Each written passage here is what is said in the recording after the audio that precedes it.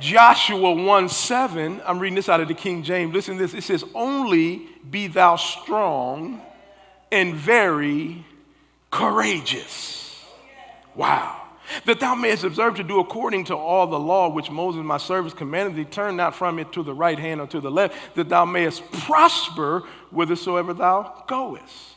But he opens up and says, only be what? Strong. Don't be nothing else.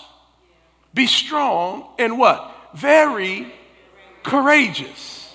Number 3, write it down. Courage is a sign of strength. Character is a sign of strength. Confidence is a sign of strength. And here we can see courage is a sign of strength. Courage, let me give the definition, is strength in the face of pain or grief. Now somebody say that's about to preach.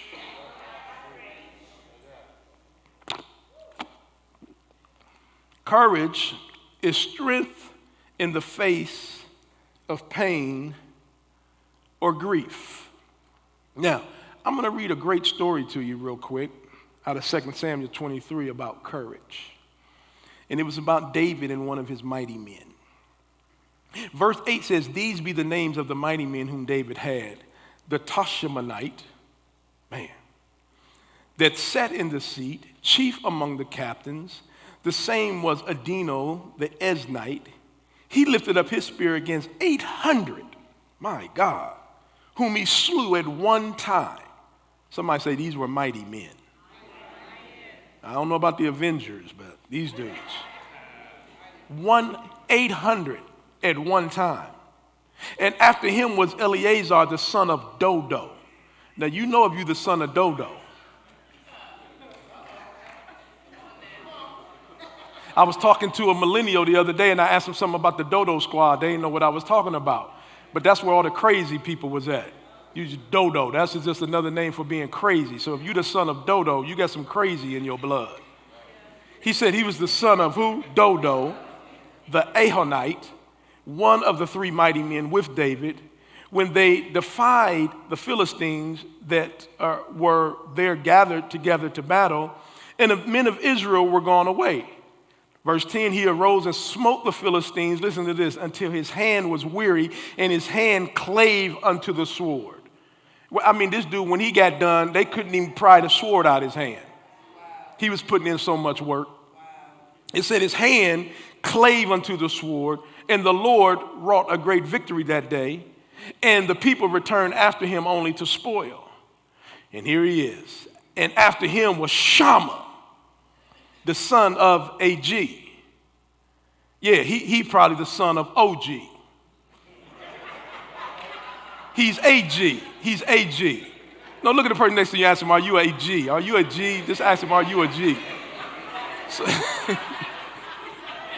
this is the son of A.G., who's probably the son of O.G. Come on. Pastor know how to look at some scripture, don't he? Shammah, the son of A.G., the Herite, and the Philistines were gathered together into a troop where was a piece of ground full of lentils. And the people fled from the Philistines. Israel ran, but not Shammah. He stood in the midst of the ground and defended it and slew the Philistines, and the Lord wrought a great victory. Somebody say, that sounds like courage to me. Courage is not following the crowd. The crowd ran. The crowd took off. Are you hearing this? But not Shammah. Shammah stood his ground. Isn't that what we try to teach our young people? Quit being followers. Stand your ground. Everybody else ran but Shammah. Because courage is not following the crowd. Just because your cousin left their marriage doesn't mean you ought to leave yours. Because courage is not following the crowd. Just because your coworker walked off their job, baby need a new pair of shoes, don't mean you ought to walk off yours, because courage doesn't follow the crowd. Just because your friend left this church doesn't mean you ought to do the same, because courage doesn't follow the crowd. Are y'all hearing this? Years ago, there was a movie out, and many of you probably haven't seen it. Some of you probably have it. It's the first time I saw Jack Nicholson. It was in a movie called One Who Flew Over the Cuckoo's Nest. Come up here, both of you. Zaya, come up here real quick. Come up here real quick. Come up here, Ken. Come up here, Will. One Who Flew Over the Cuckoo's Nest. So you stand here, you stand behind him, you stand behind him, and you stand behind him. And so the interesting thing is that One Who Flew Over the Cuckoo's Nest, it was really, if I can remember, if I can recollect, it was about Jack Nicholson being in somewhat like a sane asylum, crazy house or something. And so at the end of the movie, I'll never forget, at the end of the movie, there was this scene where all of the people in the house, they started to walk, just kind of walk in a circle and follow him, just keep walking. And they all was walking in a circle in around this fountain, like in One Who Flew Over the Cuckoo's Nest. But what happened with Jack is that he didn't follow the crowd. Jack started walking this way. And it was signifying that I'm not crazy like the crowd. I'm not cuckoo like the crowd. I'm not confused like the crowd. I'm not offended. Come on, keep going. I'm not offended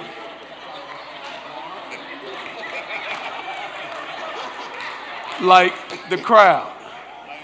I'm not bitter like the crowd. I'm not jealous and envious like the crowd. I'm not dishonoring like the crowd. Because courage says, I'm not following the crowd.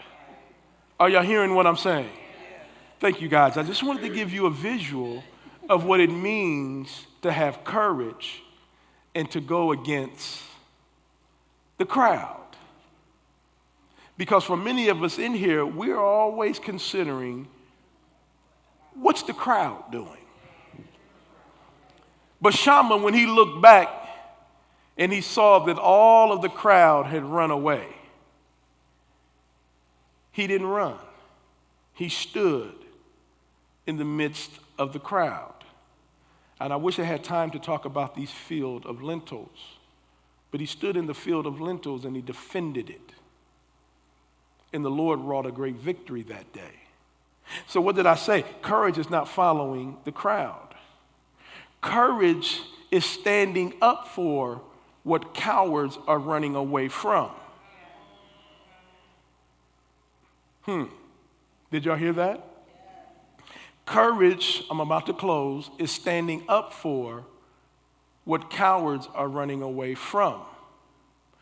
Courage is defending what critics are attacking. When the critics start attacking your faith in God, courage defends it. When the critics start attacking your church, courage defends it. When the critics start attacking your pastors, courage says, I don't play the dozens. You can't talk about my mama. You can't talk about my daddy. You can't talk about my pastors. Courage, what does it do? Stands in the midst of the critics and defends it. Shammah stood in the midst of the lentils and he defended it. And I'm not saying it's easy. That's why it's called courage. Are y'all getting this? In other words, courage doesn't fight without fear. It forges ahead in the face of it. Courage is performing in the presence of pain. I gave you the definition of courage. And courage is performing in the presence of pain. How many of you know that life doesn't give you hall passes because of pain? Boy, I just said something right there. Wouldn't it be wonderful if life just hit the pause button whenever you experienced pain? Wouldn't it be wonderful if life just said, let's hold on, stop, let's stand still, let's let them work through it and get over it and get healed of it and be better because of it? Wouldn't it be wonderful if everything just came to a halt whenever you started going through pain? But courage is performing in the presence of pain.